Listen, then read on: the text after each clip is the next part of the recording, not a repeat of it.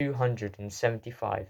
That's the amount of people who died last year due to knife crime in England and Wales alone, and this year most likely the number will increase. Since 2010, knife crime all across the UK has been dramatically rising. 2014 there was a total amount of 23,945 recorded instances of knife crime, whereas last year there was almost double that with 46,000 recorded instances. Every year since 2010, knife crime has been increasing by 6 to 7% without failure. Nothing the government has done so far has been able to stop it. So what will stop it? What actually can stop it? First, to find the answer to this, we must know what originally created this issue. While there is no one answer, there are a few popular ones. The first reason is many young people today feel unsafe going outside, so they carry a knife with them, which leads to more stabbings. The second reason is a drastic decline in the amount of police. The start of this decline can be traced back to 2010 with major monetary cuts to the police force. The third reason is the presence of violent gangs. Not only do they launch organized attacks against other gangs, but also against innocent bystanders, which can contribute to the first reason.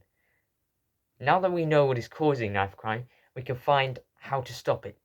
As before, there is no one way to solve this complex problem. So, for every cause there will be an answer. Firstly, in areas where young people think they need to carry a knife to be safe, make them feel safe by giving out armor. While this would be very expensive and difficult to organize, what it achieves would greatly outweigh those problems. Secondly, increasing the amount of police would definitely help, but they must also be more active in their pursuit of crime for this to work. Now, thirdly, stopping these gangs would be the most difficult part.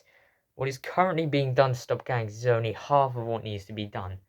At the moment, the government is trying to prevent young people from joining gangs, which is good.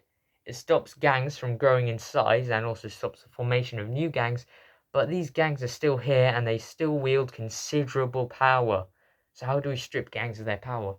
Well, they get their power from their money, and they get their money largely from the supplying, selling, and trade of drugs. So if you remove the drugs, you remove their power. This is all good, but how do you actually destroy the monopoly of drugs? This is the most difficult part and is hotly debated between people, with two extremes of the argument saying that much more police action and enforcement must be made, or that many drugs should be legalized so that they can be controlled and policed, while drug users switch from obtaining it from legal gangs to legal companies, stunting the gang's main source of income. Personally, I believe that both forms of action should be made in order to stop gangs. Overall, the road to stopping knife crime in the UK is a long and difficult one. I am without doubt that it will be difficult and full of setbacks, but ending knife crime must be achieved. And I think it will be. If not in the next 10 years, it will come in the next 20. Thank you for listening.